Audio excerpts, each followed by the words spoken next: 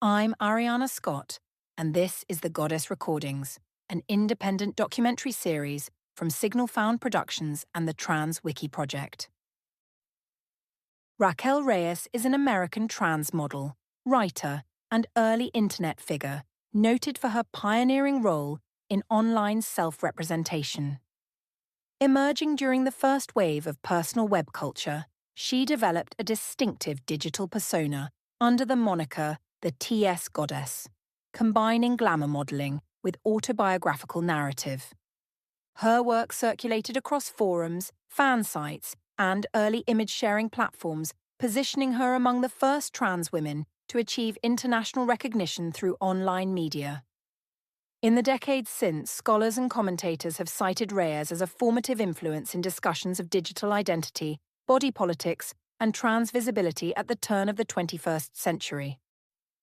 But who was the woman before she coded herself into existence? Before the images, before the notoriety, before the architecture of early web culture carried her name? What shaped the life that would later be projected onto the World Wide Web? Her memoir, Goddess, provides unusually candid material for answering this question.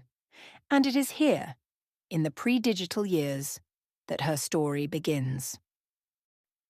Raquel Reyes was born in the mid-1970s in Tampa, Florida. Although some early online sources have alternately listed her birthplace as Las Vegas, Nevada. Of Cuban and Italian descent, she grew up in a middle-class family marked by instability and secrecy. Her memoir offers limited but valuable insight into this period, alluding to a household shaped by addiction and volatility. While specific details remain obscured, Reyes's biological father has been described in secondary sources as a member of a well-known Tampa area crime family, part of a broader network involved in racketeering during the 1970s. He was reportedly incarcerated during her infancy, after which she was raised primarily by her mother and stepfather. Reyes's early childhood, as described in Goddess, was largely happy despite the unusual circumstance of visiting her biological father in prison. She portrays her mother as a loving but troubled woman, devoted to her children, attentive to their emotional needs, and deeply encouraging of Raquel's early creative impulses.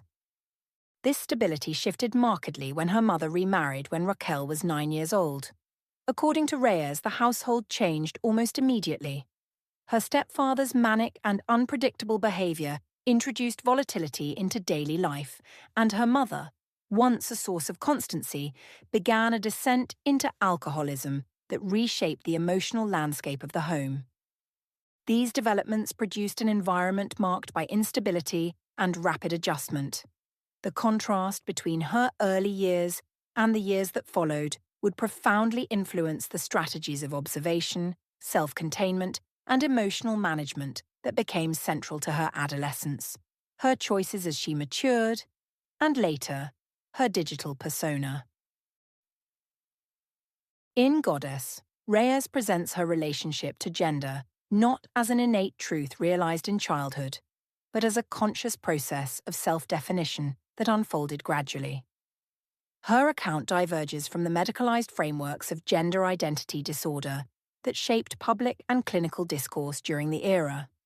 Instead of locating her identity in diagnosis or biological determinism, she frames transition as an intentional form of self-authorship, constructed through observation, desire, and a developing understanding of how she wished to appear in the world. As adolescence progressed, this process became more structured.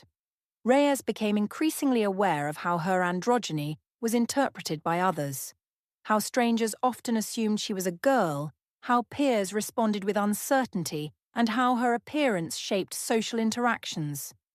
These experiences reinforced her sense that gender for her was neither fate nor pathology, but a direction she was choosing. In these years, the foundational elements of her later digital persona begin to take shape. Intentionality, aesthetic discipline, and a precise understanding of how identity could be crafted.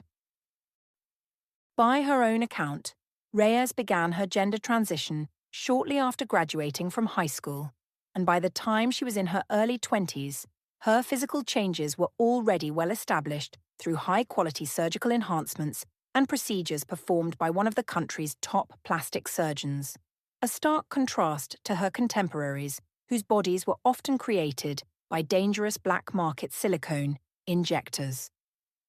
In Tampa's strip clubs, she refined her presentation alongside cisgender dancers considered among the city's most beautiful, studying their techniques in appearance and performance. These experiences formed the aesthetic and cultural foundation that would later shape her mythos and creative awakening as she began traveling to Miami, Key West, and later Boston, where she moved through nightlife, underground economies, and late 20th century queer and rave communities. Reyes's transition into high-end escorting began during her time in South Beach, a period she describes in Goddess with clarity and without embellishment. This phase brought her into contact with actors, musicians, and men of considerable wealth, figures who moved between entertainment, nightlife, and global business networks. Among them was one man whose influence would shadow much of her adult life, shaping her experiences across years of financial patronage and international travel. The memoir situates this chapter not as spectacle but as labor embedded within a particular cultural economy. South Beach in the late 1990s offered opportunities unavailable elsewhere, and Reyes approached the work with discipline and intentionality. While these encounters were sometimes mythologized in early online forums, their significance lay not in glamour, but in the social and economic structures that marginalized trans women of the era and framed her early adulthood. We do not sensationalize this part of her history, yet it remains a critical dimension of her development. For a fuller account of these years, and the personal and structural forces surrounding them, her memoir provides the most direct and comprehensive source. As we conclude this episode, we turn to the larger technological landscape taking shape in the late 1990s. Personal computers were entering homes, dial-up connections were becoming routine, and the first generation of personal websites and user forums was beginning to define what online self-representation could look like. For individuals with limited access to traditional platforms of visibility, this emerging digital environment offered possibilities that had not existed before. By the time Reyes encountered the early web, she had already developed the skills that would shape her online presence: intentionality, aesthetic control, and a precise understanding of how she was viewed by others. The internet did not create her identity, it provided the infrastructure through which that identity could circulate beyond the local worlds that had previously contained it. In our next episode, we examine the moment she entered this new medium and how she translated her offline experience into one of the earliest digital personas to achieve international recognition. I'm Ariana Scott, and this is The Goddess Recordings, an independent documentary series from Signal Found Productions and the Trans Wiki Project.